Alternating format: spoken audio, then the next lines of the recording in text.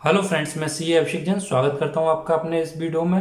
अगर आप एक बिजनेसमैन हो और आपकी फर्म एमएससी है, एमएससी यानी मीडियम स्मॉल एंटरप्राइज, तो आप लोगों के लिए सबसे बड़ी समस्या है कि अपने माल को कहाँ बेचें।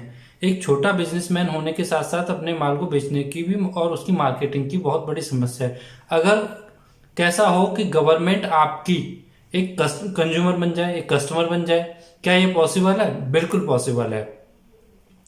हम सभी जानते हैं कि गवर्नमेंट एक बहुत बड़ी कंज्यूमर है। गवर्नमेंट के बहुत सारे डिपार्टमेंट हैं, मिनिस्ट्रीज हैं, जो बहुत सारी सर्विसेज और गुड्स परचेज करते हैं। और साथ ही गवर्नमेंट की एक पॉलिसी भी है, पब्लिक प्रोक्योरमेंट पॉलिसी, जिसके अंतर्गत गवर्नमेंट ने कंपलसरी कर रखा है कि गवर्नमेंट के जो डिपार्टमेंट हैं, जो पीएसयूज हैं, जो मिनिस्ट्रीज हैं, वो अपने एनुअल प्रोक्योरमेंट का कम से कम 25% एमएसई से लेंगे, यानी मीडियम स्मॉल एंटरप्राइज से परचेज करेंगे।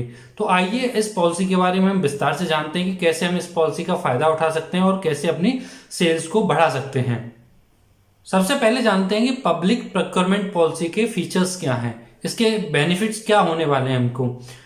पब्लिक प्रोक्योरमेंट पॉलिसी के अनुसार सेंट्रल गवर्नमेंट की जो भी मिनिस्ट्रीज हैं, जो भी डिपार्टमेंट है या पब्लिक सेक्टर अंडरटेकिंग्स यानी पीएसयूज हैं, उनको अपने एनुअल प्रोक्योरमेंट का 25% एमएससी से परचेज करना पड़ेगा। इस 25% में से 4% उनको उन एमएससी से लेना पड़ेगा जिनके ओनर एसटी या एसटी कैटेगरी के लोग हैं। इसके अलावा इस 25% में से उसे 3% उन एमएससी से लेना पड़ेगा जिनकी ओनर वुमन एंटरप्रेन्योर्स हैं। अब समस्या यह आती है कि हम कैसे जाने कि कोई बिजनेस वुमन एंटरप्रेन्योर द्वारा रन किया जाता है या एसटी एसटी एंटरप्रेन्योर द्वारा रन किया जाता है। तो उसके लिए बड़ा ही सिंपल है। अगर आप प्रोप्राइटरशिप फर्म रन करते हैं तो उसमें जो रजिस्ट्रेशन है वो वुमन एंटरप्रेन्योर एससी एसटी के नाम से होना चाहिए। अगर आप प्रोप्राइटरशिप फर्म रन नहीं करते हो, पार्टनरशिप फर्म या प्राइवेट लिमिटेड कंपनी या एलएलपी रन करते हो, तो उसमें मिनिमम 51% जो शेयर होल्डिंग है या जो हिस्सा है वो एससी एसटी या वुमन एंटरप्रेन्योर का होना चाहिए। तो उसको एसटी एसटी या वुमन एंटरप्रेन्योर की फर्म माना जाएगा। इसके अलावा जो नेक्स्ट बेनिफिट है वो है कि tender document free of cost मिलता है।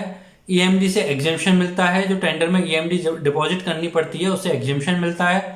अगर कोई टेंडर नॉन एमएससी का ओपन हुआ है तो एमएससी के लिए एक बेनिफिट ये होता है कि जो L1 प्लस 15% तक अगर उसके टेंडर कॉस्ट है तो उसको प्रेफरेंस मिलता है। नॉन एमएससी को जब टेंडर खुलता है तो 25% टेंडर की वैल्यू का 25% वो एमएससी से परचेस करना पड़ता है अगर उसकी वैल्यू L1 प्लस 15% के अंडर में है। तो L1 क्या होता है? L1 वो वैल्यू है जिसका टेंडर ओपन हुआ है और जो सबसे लोएस्ट वैल्यू है।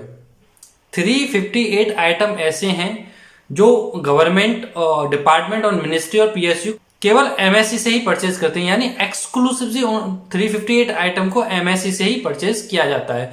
उनकी लिस्ट मैंने डिस्क्रिप्शन में दे दी है, लिंक पर अटैच कर दिए, तो आप उस लिंक पर जाकर उसको डाउनलोड कर सकते हो कि कौन कौन से आइटम है जो स्पेसिफिक एमएससी से ही परचेज किए जाते हैं।